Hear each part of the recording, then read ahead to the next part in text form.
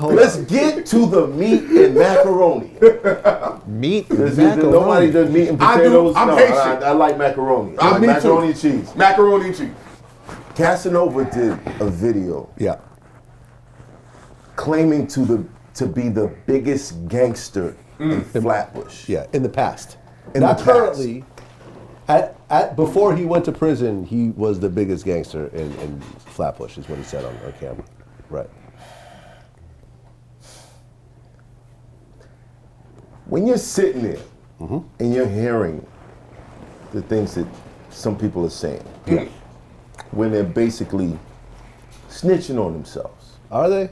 Yes. Yeah. Yes. When you're talking You don't see that snitching? when you're talking about things that you've done in your past the statute of limitations. There ain't no statute. Past the statute of limitations, right? There is a statute of limitations. We're not talking about murders. There is. Yo, There is. We're not however, talking- they talk about on your show. But however, hold on. Right. I remember I bought a kilo of cocaine back in when was it? Late 90s. Mm-hmm. You know what I'm saying? I bought a kilo of cocaine with personal use? No, to sell. Oh, okay. You know what I'm saying? Like, I dabbled in the drug game. Like, you know what I'm saying? Wow, okay. How much was it? How much did it cost? 17,000. 17,000. Jeezy? Huh? Jeezy price? It was the homie that I went to college with that I thought was my friend, and he was a former drug dealer, and I suddenly had this, I think I'd watched Deep Cover or something. I got the stupid idea to go into drug dealing. And you had 17,000 to blow. I ended up getting ripped off for the money, and me and him had, whatever, he ripped me off and whatever else. I freely talked about this multiple times on multiple interviews, and I have no issue talking about it because it's way past the statute of limitations, and that is what it is. You know what I'm saying? At the end of the day, and I have the right to monetize that, to monetize my life on my platform to talk about certain things, just like Jay-Z could talk about his drug dealing past and monetize that. Right. So when Casanova said that, 15 years ago I was the biggest gangster in Flatbush and I went to prison for it and I served my time and now I'm out and I could talk about it, I don't look at that as snitching. I mean, but do you self-snitching? But when these type of interviews are used against them in court, that interview is not used against him in court. It's not. Well, no, not him specifically, but when those types of interviews. Let me address this. That my name was trending for 2 days because there was some article that's claiming that this interview is somehow in the paperwork when it really isn't. This interview has nothing to do with this case. Has the police ever subpoenaed or law enforcement? We had one situation. Yeah. We had one situation with an interview that we did with someone from prison that they talked about certain things in the interview. You know what I mean? And the next day they called me and said, listen, I'm not going to say who it is, but they called me. He said, hey, listen, I just talked to my lawyer who heard the interview, and he thinks that we should take it down because it might hurt, because they're in the process of an appeal. At that point, can you take it down? I said, no problem. 9 months later, someone from the Justice Department called me and said, we want to copy this interview. And I said, no. And they're like, well, we're going to put you on the stand. And I'm like, you can do whatever the fuck you want to do, but I'm not going to give you the interview. And I lawyered up. And I spent $10,000 fighting that. You know what I'm saying? For them not to seize. Did they get you on the stand? No, they didn't get me on the stand, and they actually weren't able to seize the interview. Anyways, because the myth is you give up the footage. Absolutely not. Okay. And I don't give up anything. Like, it's publicly released. You know what I'm saying? The entire interview comes out. You know what I mean? So it's like, what do I do? Give it to them before it's out? Yeah, no, like it publicly comes out. Part. Oh, the part where I talked about murdering somebody the other day. Yeah. Kids just keep that low flag. Keep that low flag. And then somebody finds out At about no it. point have you seen an interview I did that it looked like he's just talking, that I'm talking to the person off camera. Like, when I sit down with somebody, there's two cameras pointed at them. There's a shotgun mic and a lav mic. There's recorders. Like, you sign release forms. Like, you're being recorded when we have that conversation. Never in life have I secretly taped somebody or used a personal recording or recorded someone on the phone. It's been done to me, but I've never done it to anybody because that's just not what I do, and that's not morally what I'm about. Right. You know what I'm saying? So whatever a person says on camera, they know they're saying it on camera. Yeah. And in that situation, we fought it. The dude didn't even know until a couple years later that even happened because I didn't even tell him about it. You know what I'm saying? Huh? Who was it? I'm not going to say. I'll tell you off You're camera. not going to say. I'm going to tell you off camera. But I always got to find out. I know y'all y'all sitting there wondering, what is he talking about? I got to ask the question. You can probably figure it out. I mean, I haven't done that many prison interviews, over the phone, but I will fight I will fight the police to protect the rights of my guests. You know, and I'll spend my own money and do that shit. You know what I'm saying? The Casanova thing, there was a fake article from an outlet you've never fucking heard of that was circulating that I'm somehow the reason why he got hemmed up. And it's not. Like, our interview wasn't using that. And then months later, we actually got the audio of his bail hearing, and the fucking feds are mentioning the interview he did on Nick Cannon's show. Right. Yeah, I heard about that. They said Nick Cannon by name multiple times. The Nick Cannon interview where Casanova says, I'm still ape. You know, based on that, we should not give him bail. Nick Cannon. Is it Nick Cannon's fault that happened? No, it's not. It's, you know, Casanova said it was taken out of context, but they're naming Nick Cannon, and we have the audio of it. But is Nick Cannon the feds? No. Oh, no, Nick Cannon did. No, oh, that was just a mistake. But Vlad is the feds over some fake shit. Yeah. But over some real shit, it's not. So look, I mean, at the end of the day, the reality is that if you're doing music, you should have left your criminal shit behind you. So I was on my way to Savannah to interview Quando Rondo, another person who didn't charge me. He just said, you gotta come to Savannah because I'm on house arrest. Right. You know what I'm saying? So I flew my camera crew down there. We got hotels, whatever else. But you can't fly from LAX directly to Savannah, so you got to go through Houston first. Right. So I'm on like United in first class, and 50 Cent walks in. I'm like, oh shit, we haven't seen each other in like 10 years. So, you know, like in the last interview with Yayo, I was like, oh, 50 Cent hates you. You know, we're not going to do interviews anymore until, you know, 50 Cent going to pay me millions to do it. So I walked up to 50. I was like, yo, Yayo talking about you hate me. You don't want to do interviews anymore. He's like, no, man. we were joking about that. Yeah. You know what I'm saying? And Yayo afterwards, he was like, no, we were joking. Because here's the thing. If 50 really had a problem with Yayo doing Vlad TV interviews, you wouldn't see Yayo doing Vlad TV interviews. Right. My relationship with Yayo is not a fraction of his relationship with 50. Right. What about Banks, though? Well, Banks has never liked me. You know what's the reason why Banks don't like me? The reason why Banks don't like me is, and I used to do interviews with Banks back in the day. In fact, the first Vlad TV shout out was Yayo and Banks. Right. This was back in 2008. Right. But what had happened was, and this is just silly, I DM'd Banks a couple times about doing an interview, and he would just never respond. And we do flashbacks sometimes, right? We would take an old clip and put it back up. In this particular instance, my writer forgot to put the word flashback in the title. And then like, Banks sent me this really kind of angry DM, like, oh, why are you putting blah, blah, blah? And I'm like, okay, so all these DMs I sent you over the years, you've ignored, but now you're approaching me about this. Right. And then that was our interaction. And then ever since then, I heard he just hates me. Yeah, over, honestly, just a clerical error that we fixed that same day anyways.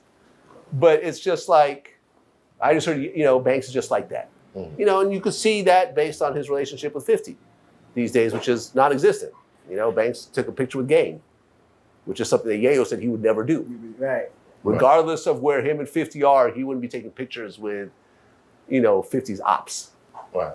And, you know, I mean, it is what it is. You didn't see Banks on the tour, the whole world tour that 50 went on. Yayo was right there.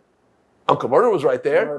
Right. I'm sure Banks would have loved to go on that tour. Look at how huge it was and how big it was. We can't speculate. We don't know. Yeah. We don't know what their internal I think issue. every artist wants to be on the biggest stage that they could get on. But not at the expense of, I mean... Banks did that 100,000 times with 50, though. He's been around the world. When was the last time Banks did a show of that caliber?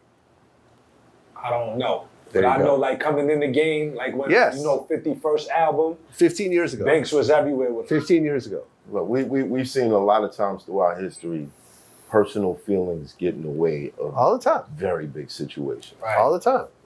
I like those interviews with Crunchy Black. That was like epic. Yeah. And we have this conversation on the show a lot about the Illuminati stuff and all that nonsense.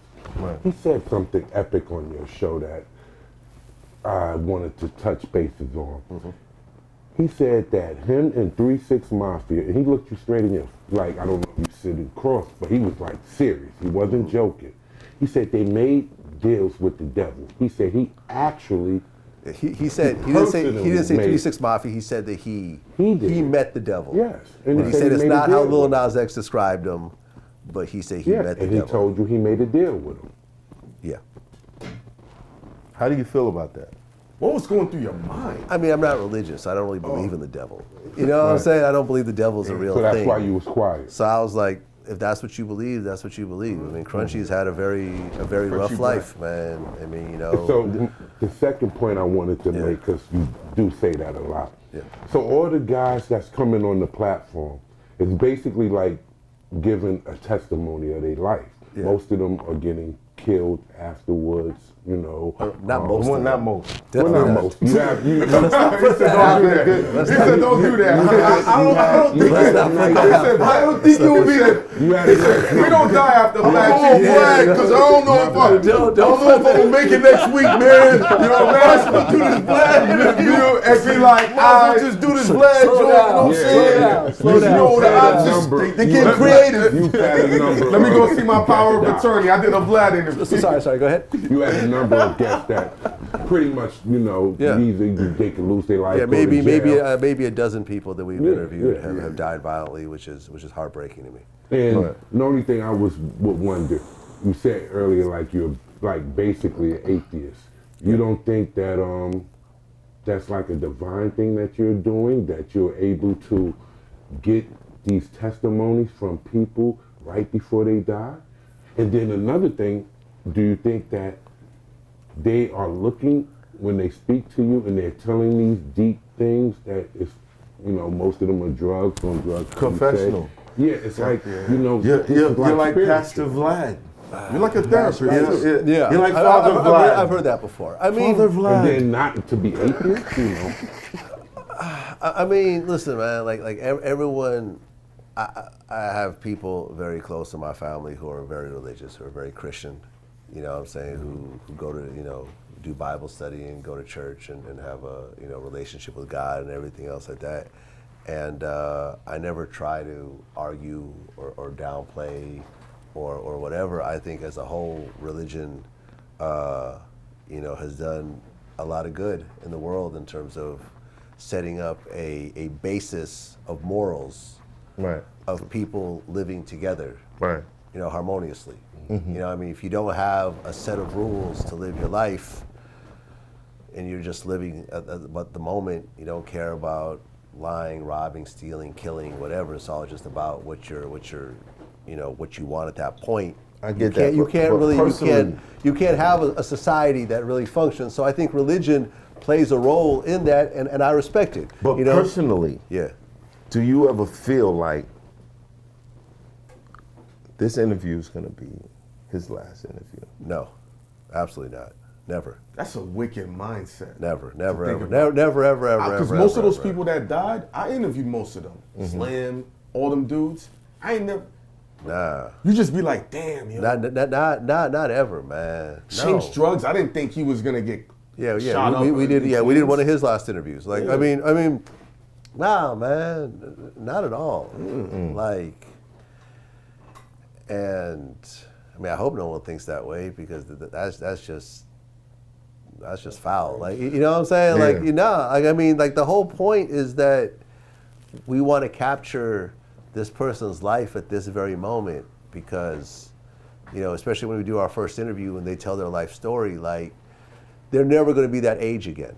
Right. They could retell that story, but they're not going to look the same. They're not going to Right. sound the same. They're going to have a different perception. They're going to have a set of experiences that's going to alter how they look at life and the things that they remember and so forth. But we're capturing that very moment, you know, and we hope that the person comes back at a later point and, you know, continues their success, and hopefully this interview helps to get them to the next level and everything else like that. I mean, we've done a lot of first, you know, we did like the Migos' first interview, you know, before Drake jumped on Versace. Yeah, I didn't know they were going to be the biggest group ever, you know, at a certain point. Right. You know, I thought the interview was done as a favor for Coach K. And then look what happened. Suddenly Drake jumps on the song and they're out of here. They're outta here. You know what I mean? But like, Right. nah, man, I never think this is going to be their last. You know, I never think that something bad is going to happen to them.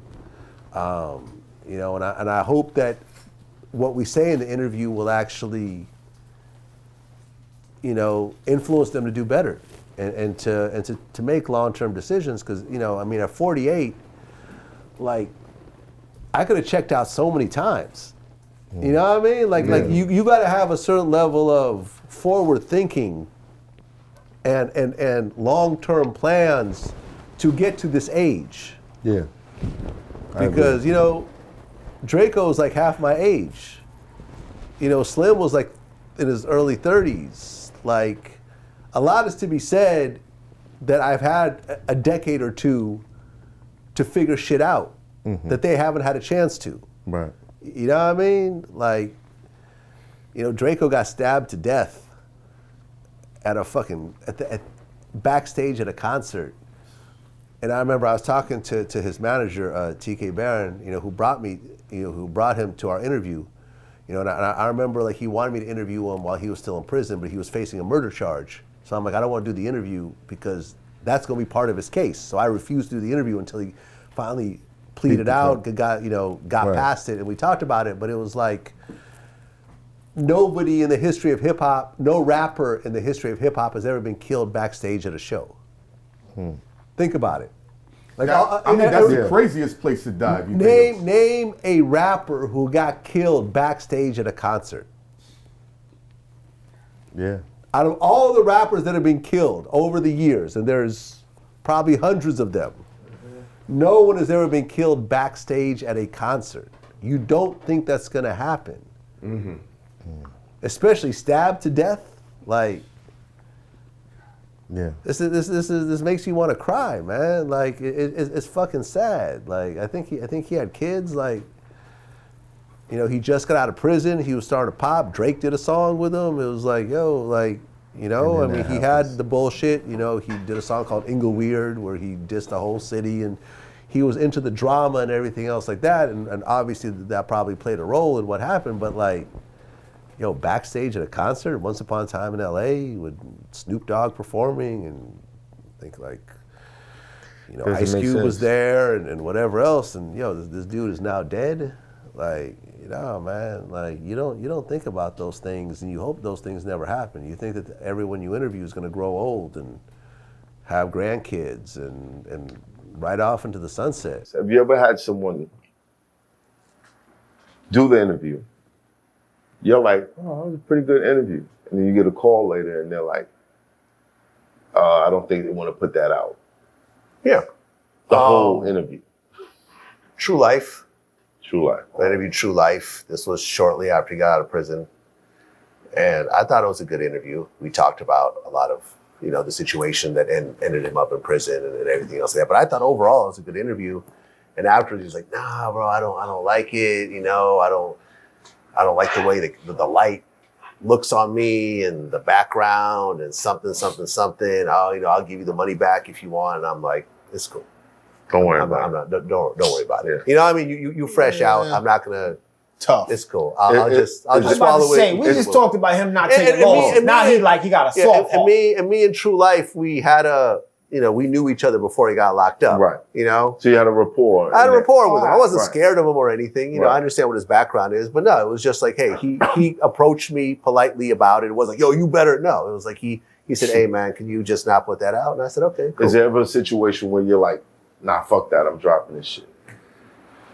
I mean, there was an interview that we did with Lil Loaded, who died Who passed away. who I passed away remember. from suicide later Rest in on. peace, yeah. But while he was still alive, when we did his first interview, and he was kind of a kid, he was I think 18. Yeah. He had an interesting story because he just kind of got into his position by luck in a way. There was like this Polish YouTuber that would review videos that had like only one view. And it just so happened that one of his songs had just came out and had one view. So he reviewed it and he was like, oh, this is dope. And then it got a lot of attention. The video went viral and he got a deal. Yeah. So he was really kind of like fresh off the street. You know what I'm saying? So we did an interview and I remember that. yeah. And he was a little bit uncomfortable and so forth. And the label hit me up after like, yo, listen, we just don't want you to put it out. We don't think it was a good look, this, that, and the third. I said, okay, cool. I won't put it out. But then the pandemic hit. And then we didn't have any content, and I had a staff full of people. I had 12 employees. So I hit him up and I said, listen, I understand, I agreed not to put it out, but we need the content right. I think me and Mac 10, I think right around the same time that happened with Mac 10 also, because when we did the interview, he didn't want to put it out because he felt that it would like mess up a bunch of his business or whatever else. So I had to tell him, listen, Mac, I understand you told me this, but we need the content, and if you hate me because of this, I'll have to just accept that. And he's like, well, can I just watch it before you put it out? Right. I said, sure. So I sent it to him, and he was like, oh, it's not as bad as I thought. He was like, can you just take out this, he asked me to take out like a few seconds here and a few seconds there. Right. And it came out, and it was a dope interview. And that's that. So a couple of times I've had to do that, but it was out of business necessity. And ultimately, none of those interviews hurt the people that we put it out. It wasn't like I put it out and suddenly they went to prison or a bunch of drama happened. No, it was just, people just felt funny about it. Do you think that you and Joe Budden could ever end y'all beef? It's one-sided. It's one-sided. I have no beef with Joe. You have no beef with Joe? Zero. So he has beef with you? Yes. Over what? I think it was over the ransom situation, originally. What happened in that situation? Because we had, let me say this, we have Ransom on the show. Yeah. Mm-hmm. We have Paul Kane, shout out to the bros. Yeah. Peace. But you were implicated as the guy that was holding the camera when someone was assaulted on their doorstep. Yeah. So I'm going to address the whole thing, and you and I had a conversation about this that I'm going to reference in my explanation. Mm-hmm. So me and Joe had done one interview when I first launched Vlad'S TV. Came out, cool, it was done. We didn't really have any contact after that. Joe was kind of gaining traction on YouTube at the time. Ustream. Yeah, well, YouTube and Ustream. Yeah, right. He was doing the Ustream thing live, but then on YouTube he was putting out the clips. With Tahiri. With Tahiri, so they're like the first little kind of YouTube hip hop couple. Right. And he was getting, he was one of the first dudes to really do it like that. So as I was doing Vlad'S TV, he was putting himself out there. Right. And we were both gaining traction. I wasn't familiar with who Ransom was at the time, but then as I'm watching Joe in his YouTube channel, he does an interview where he's like, it's a conversation with somebody, and he starts just dissing Ransom. Right. He was like, someone comparing Ransom's like a Honda Civic, and I'm like a Lamborghini, you know what I mean? And it was like basically just downplaying all everything about Ransom or whatever else. Right. So we were like, see who this Ransom guy is. You know what I'm saying? He's obviously important enough for Joe to mention him. Let's see what he's about. Right. Hey, Ransom, do you want to do an interview? Ransom's like, cool. I'm like, all right. So I sent my guy, Russ, who worked for me, to go interview him. You didn't go yourself? I didn't go myself. Okay. I've always had employees. So Russ goes and interviews Ransom. Ransom addresses Joe dissing him, and in the process, he mentioned Tahiri, and he mentioned how Tahiri used to mess with Fabulous, which is actually true. Right. But I guess it hadn't been out there at that point. Mm-hmm. This is brand new information. This is brand new information to whatever the hip hop world. Hey Joe, your girl used to mess with Fabulous. Right. You ain't the first one with bars to, and he feels a way about that. He felt some type of way about the interview. Okay. Right? I'll wait until you sit back down with your liquor. No. Continue. Continue? Okay. I do this all the right, time. got it. Right. So, for all intents and purposes, it should have just gone, whatever. Ransom said some shit on the video. Joe should have went on video and responded if that's what he felt like doing. There could have been a diss song, whatever else. It is what it is. It stayed there. It could have stayed on wax. Right. Joe Budden took it upon himself to get some people together, go to Ransom's block, and I guess jump him. Wow. When you say you guess. Because immediately after that happened, Joe makes a video bragging about what he just did and threatening to put the video out. I guess he even recorded himself doing it. Wow. And he threatened, and he said, Ransom, if you say anything, I'm going to put that video out and embarrass you even further. Wow. Okay. Joe escalated the situation way beyond where it should have gone. Joe took it upon himself to do that. No one poked him, no one forced him, whatever else. Now, at that point, things are going viral. Oh, Ransom's over. Ransom got ethered. Ransom this. Everyone's like, now siding with Joe and, making Ransom look like he's soft, whatever, like he got punked, whatever. Right. And we're covering the story. So then Ransom contacts Russ, the guy who filmed him originally, and was like, yo, I got a video I want y'all to put out. Okay? Wait. Say that again. Ransom contacted Russ, who works for me, and said, I have a video that I filmed on my own that I want y'all to put out on Vlad TV. So you were not holding the camera? I had not even met Ransom at that point. We may have talked on the phone, but we had never met face to face at that point at all. Oh, Vlad, why you come here with this information, man? What happened, man? The video was... I got a record with Ransom. It's so fire. This ain't gonna help, bro. So what happened? The video was the slapping of the porch. Like Joe, right. They rolled up. They rolled up on Joe Budden's friend because they couldn't find him, so they rolled up on his friend, and they had this long. You got to understand, we even edited this video because the conversation on the porch was like, they were talking forever. We kind of sort of just cut to the chase because I think you would have probably slit your wrist if you watched the whole thing. But they were talking to this dude on the porch forever. Right. And you're watching this going like, why is this dude even entertaining these guys on his porch with a camera in his face? Right. You would think you would just go in the house or not even open the door in the first place. But the dude, for whatever reason, had the conversation at the end of the video. Because it was a camera.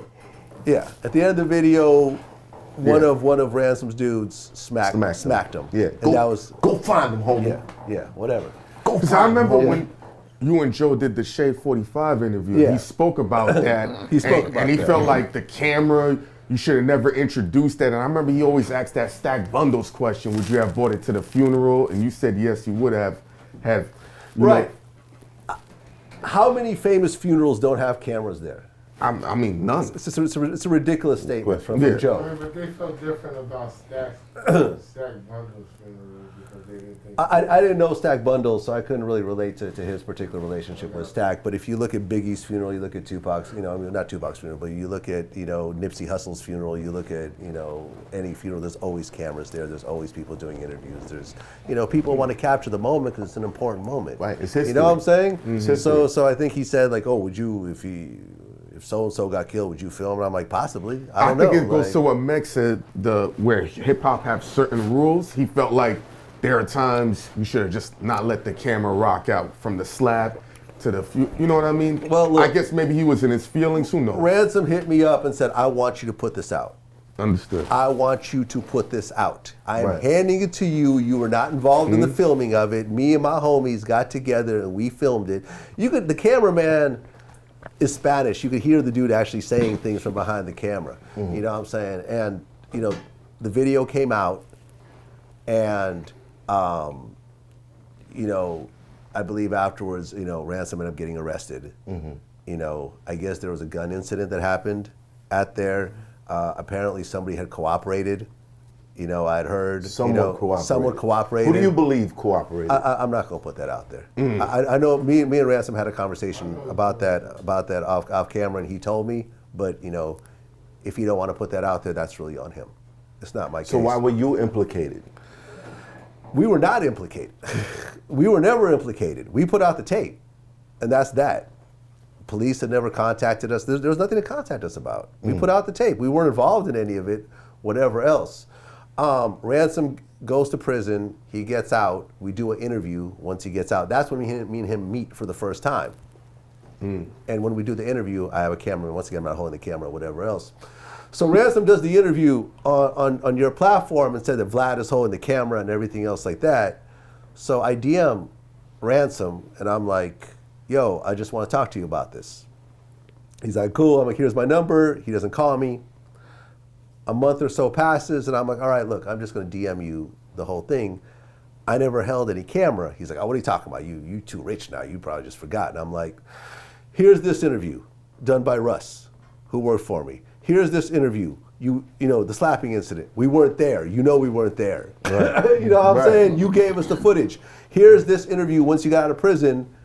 I'm actually in the same room with you for the first time ever, and there's a cameraman. And he was like, oh, okay, yeah, my bad. And I showed you the DMs. Yeah. And I verified, and I remember I clicked on Ransom's name, and I'm like, look, these are the actual DMs of Ransom agreeing with me that I never held the camera, that I got nothing to do with this. So here's my question. Do you feel You like, saw the DMs, right? Yes, I did. Okay, thank you. Do you feel like people use you as a fall guy All the time. to not take accountability All for the their time. own actions? All the time. But that's okay. Why do you Because- think that is, though? Because he's white. I want him to say it. I don't want him to say it. Nobody knew this. That's a fact. No, I agree. If he was black, they wouldn't play that. That's bullshit. not true. I don't know. Yo, That's I'm not saying that. That's you saying that. I know I'm not that, saying but I just feel that it's human nature in general. Yo, to Heineken, blame. that's not true. It's true. The Yeah, but media true. gets got all the time. Everybody says they misquoted me, they took me out of context. Listen, That's not a black and white thing, that's a media thing. I've had that shit happen to me. Right. Yo, you took me out of context. Dog, I repeated your shit back to you. You said that. I didn't But say that. his shit is so hyper sensitive Because it's so hyper focused on it. I'm not. Okay, hold on. I'm not telling you. tuned. I'm not telling you that he's not getting extra flack because he's a Caucasian male. I'm not telling you that because it's true. Same reason why Eminem catches what he catches, good and bad. All the time. Because he's a Caucasian man in black culture. As a Caucasian man in black culture, yes, there's a spotlight on him because we have long had a stigma, we have long had a history of Caucasian people making money from our misery or from our joy or just money off of us, period. So yes, he's going to fall into that. But to say that he's a scapegoat, period, and he's the only one, I take exception to I'm that. not saying he's the nobody only said one. he's No, the I only never one. said that. It's not happening. But we're saying, I'm not we're saying saying that. We're saying that. But his people numbers do is this. way more astronomical People than do others. this. I don't think he gets.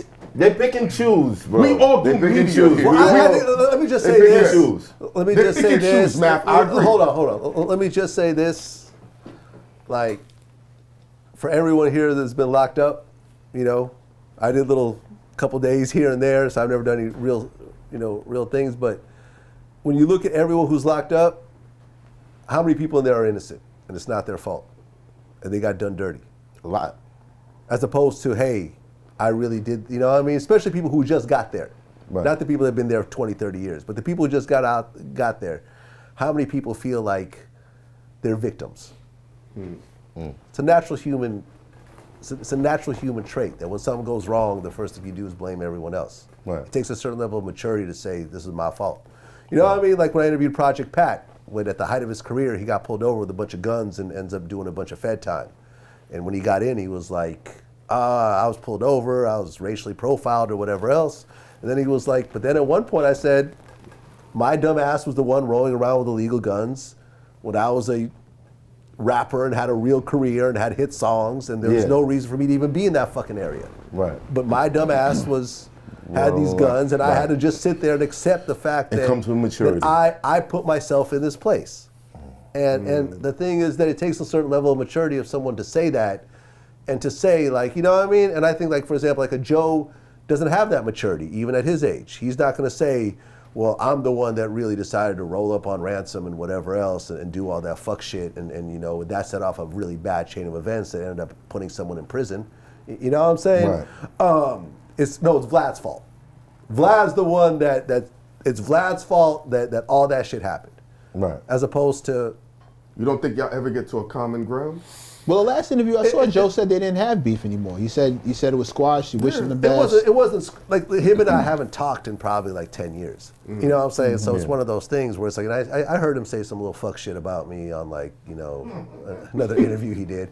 You know what I'm saying? But my whole thing is like, I remember at one point I even reached out to Joe, like, yo, like I could help you make money and help your business you know, if we actually work together, because everyone who I fuck with, like the Adam 22s, the academics, the Charlemagnes, the Sean Cottons, like, you know what I'm saying? People like you, like, I share my knowledge with everyone. Like, you know what I mean? It's hot for trapper turn smack rapper. Only smack rapper that you know is smack rappers. Got bars I can hang with the backpackers. Trap star, I don't hang with the backpackers. I'm in the hood with the work you heard. Making fiends leave earth you heard. Got your baby mama thirst you heard. Feel the flow, nigga, throw it in reverse. This the wave you need to surf you heard.